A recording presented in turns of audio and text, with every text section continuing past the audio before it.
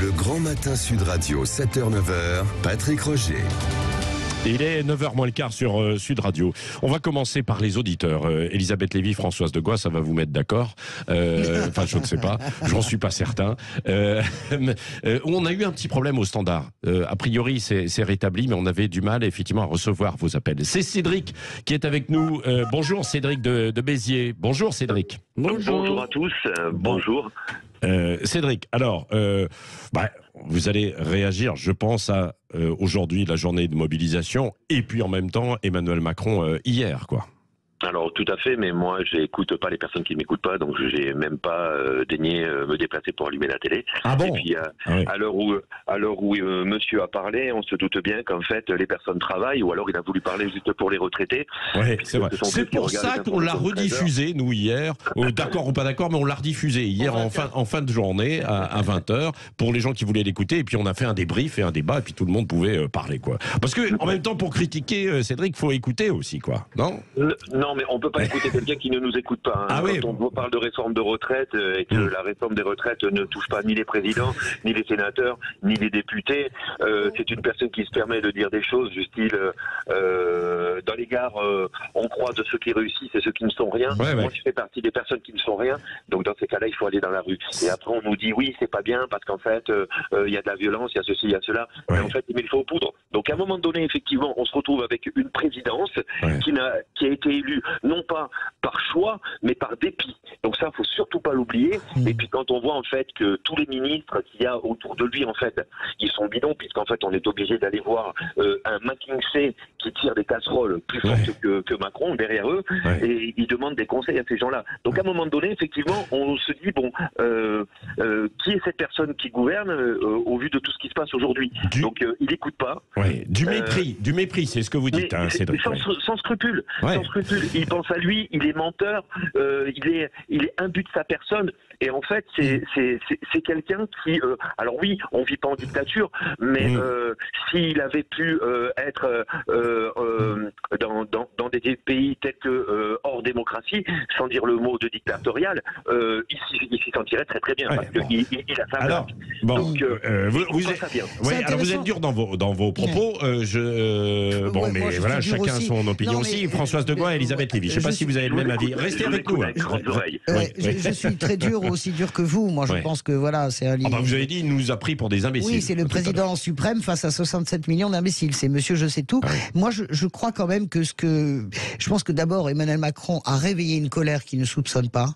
Et que la colère n'est même plus sur le champ des retraites maintenant. Et c'est bien s'il y a un grand manque dans cette interview, je suis d'accord surtout sur le mépris, l'arrogance. En gros, allez les enfants, arrêtez, la récré est finie, cessez de jouer, sortez de la rue, rentrez chez vous, et on se retrouve en gros pour parler de la loi travail, comme si de rien n'était. Donc ça ne passera plus, cette pirouette-là ne fonctionnera plus. Mais je pense que le grand manque de l'interview d'Emmanuel Macron, il y en a beaucoup hier, c'est d'avoir volontairement, bien sûr, éludé la question démocratique. Elle n'a pas été posée d'ailleurs par les journalistes. Ce qui se passe dans la rue aujourd'hui, c'est la réforme des retraites, mais c'est plus profond. C'est nous ne voulons plus de cette façon de gouverner autoritaire. Voilà. Elisabeth Lévy. Alors d'abord, c'est François, hein? Non, c'est Cédric, de Béziers, ville que j'aime beaucoup. Pardon. Alors d'abord, si on peut écouter quelqu'un qui vous écoute pas, je fais ça toutes les semaines avec Françoise de Gois. Et vice versa. Je plaisante. Moi, je suis pas totalement d'accord avec vous. Je vais répondre aussi à Françoise qui a fini. Alors, c'est pas que j'ai trouvé Emmanuel Macron merveilleux. T'as pas aimé la chute de mon édito? Attends, j'y viens si je peux. Donc, j'ai pas trouvé Emmanuel Macron merveilleux, mais je n'ai pas trouvé toutes ces infamies que vous lui prêtez. En fait, ce que je reproche à son discours, je trouve que sur le fond, il a dit des choses qui méritaient d'être dites il y a 6 mois. C'est-à-dire quand il parle vrai sur la dette, sur l'état de ce pays, sur l'état de l'économie de notre pays. Je vous dis, moi, que si les Allemands ne garantissaient pas nos emprunts, le FMI serait chez nous. Donc, si vous voulez, l'argent public en permanence, je je pense que ça ne marche pas, et je pense qu'il y a un véritable problème. Sauf que ça, il aurait dû nous le dire pendant la campagne. Il aurait dû dire, voilà, il aurait dû dire du sang et des larmes. Deuxième chose, je ne suis absolument pas choqué par l'utilisation du 49.3 qui a été fait pour les situations de majorité ric-rac. Et je vous rappelle par exemple que la force de dissuasion française, qui est quand même une grande et belle chose à mon avis, a été adoptée avec un 49.3, ainsi que des dizaines d'autres mesures. Là, c'est pas pareil. Je veux dire, je suis navré, je le dis, moi, que ça ne me paraît pas scandaleux d'utiliser le 49.3. Vous avez le droit, bien sûr. Et que je ne vois pas de scandale démocratique. Ça ne veut pas dire qu'il n'y a pas une rupture, un divorce entre le président et l'opinion, et plus largement entre les élites et une grande partie du peuple. Et ça doit être traité. Mais je ne vois pas de scandale démocratique. Mais surtout, moi, je voudrais dire à Françoise que j'ai eu de la peine en écoutant son édito. Parce qu'elle finit en disant « Emmanuel Macron, c'est le petit président d'un grand pays ». Eh bien non, moi je pense que nous ne sommes plus un grand pays. Je pense qu'un pays, si vous voulez, où tout le monde, dans le fond, a un horizon ultime qui serait la retraite comme une espèce de deuxième vie, ça m'attriste. Ça m'attriste. Je ne dis pas que la vie n'est pas difficile, je ne dis pas que c'est pas dur, mais si vous voulez, si notre rêve, notre dernier rêve, c'est notre retraite, non, je crois si vous voulez, il ne reste plus qu'à fermer la bouche. Je vais répondre rapidement. Répondez rapidement et ensuite Olivier avec vous savez, c'est pas, ça n'a rien à voir avec la retraite. Nous sommes au-delà de la retraite, nous sommes dans la passion française pour l'égalité et la justice. Nous sommes là-dedans. Ce qui se passe aujourd'hui ressort de ce principe fondamental. Vous dites, bien sûr que c'est un grand pays. Vous savez, Raphaël Enthoven expliquait que la rue n'avait aucune légitimité avant que Emmanuel Macron ne le dise et avant de se ressaisir hier. La réalité, c'est que vous regardez l'histoire, nous sommes dans l'histoire. Vous pouvez pas dire que la France est un petit pays. La France, la République s'est construite dans la rue. La République s'est construite sur des rapports de force, qu'il concerne la retraite, ou qu'il concerne, comment dirais-je, le statut, qui concerne les maîtres des forges, qu'il concerne les ouvriers de la métallurgie. C'est comme ça que se construit. Mais vous pourriez me répondre sur une chose? Eh bien, moi, je vous dis que c'est pas... La France ne produit plus rien. Non, mais c'est pas vrai. D'abord, ça n'est pas vrai. Cette espèce d'idée de dire que nous ne produisons rien, ça n'est pas vrai. Nous produisons dans l'agroalimentaire, nous produisons dans l'électronique. De moins en moins. Mais on produit 25% des biens manufacturés qu'on consomme. Mais ok, d'accord, mais nous produisons encore, nous avons encore de grands savoir-faire dans ce pays. Et moi, je pense que la France est un grand pays parce qu'aujourd'hui, ce qui est en train de se passer sur la question des retraites est profondément l'ADN de ce pays. Allez, sur sa passion de l'égalité et pas de l'égalité. Olivier avec nous au 0826 300 300. Merci Cédric au passage. Donc je ne sais pas si vous étiez d'accord. Olivier qui est avec nous. Oui, bonjour à tous. Merci de me recevoir.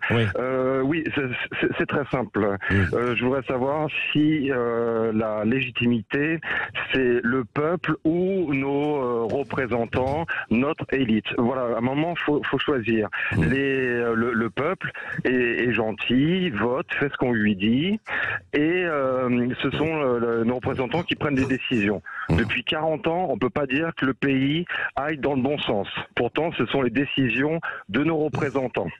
Et quand on est contre, Constitution européenne, dernières élections, ce sont les extrêmes et l'abstentionniste qui est une grande majorité, et on nous écoute pas. Et après, même quand ça passe au Parlement, vous voyez que on n'écoute personne. Donc on peut comprendre que quand on a pendant des années utilisé toutes les voies légales et pacifiques, qu'on aille brûler 2-3 poubelles pour enfin se faire entendre. Alors, il reste 1 minute 30. Olivier, non mais bien. Françoise et Elisabeth. Sur la légitimité. D'abord, les élites font partie de la nation. Moi, je ne coupe pas. Je dis pas d'un côté il y a le peuple qui est gentil et les méchantes élites. Je ne dis pas ça. Qu'il y ait une fracture, elle est réelle, mais nous englobons tout. Ensuite, moi, je crois vraiment à la légitimité du peuple. D'ailleurs, tous les 14 juillet, nous célébrons des factieux. Je le dis parce que je pousse jusqu'au bout. Quand Emmanuel Macron dit la foule est illégitime, ça veut dire que tous les 14 juillet, on ne devrait pas célébrer. Je redis, la construction de la République se fait aussi par la rue. Ça ne veut pas dire que les élus n'ont pas de légitimité. C'est là que moi, je ne bascule pas là-dedans. Pardon, François, si je peux. Juste, le problème, c'est qu'en fait, vous remettez en cause, et je peux le comprendre, simplement, il faut savoir par quoi on le remplace, le fondement de la démocratie représentative. Non, pas du tout. C'est pas toi que je parle, c'est Olivier, pardon. Vous remettez un peu en cause le fondement de la démocratie représentative, qui est qu'effectivement, on confie le mandat, le pouvoir à des élus, à des représentants qui l'exercent entre 2 élections.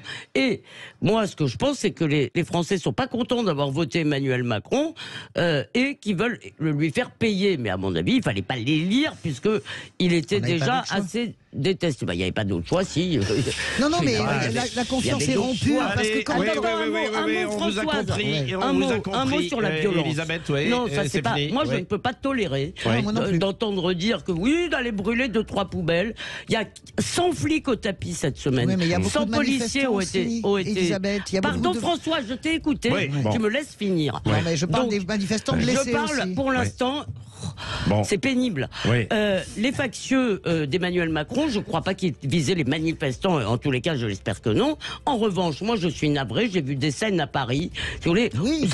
Rien ne justifie ce qu'on est en train de faire. La trop grande violence. Merci Olivier. J'espère qu'on aura répondu à votre question dans un instant. Mais ça va continuer, en fait, les débats, puisque Sud Radio, c'est une chaîne, évidemment, de débats. Dans un instant, avec Valérie Expert, Jean-Jacques Bourdin, André Berkoff, et puis Les Vraies Voix, notamment ce soir, et puis tous les autres programmes, bien sûr. Bonne journée à vous. Sud Radio. Sud Radio. Parlons vrai.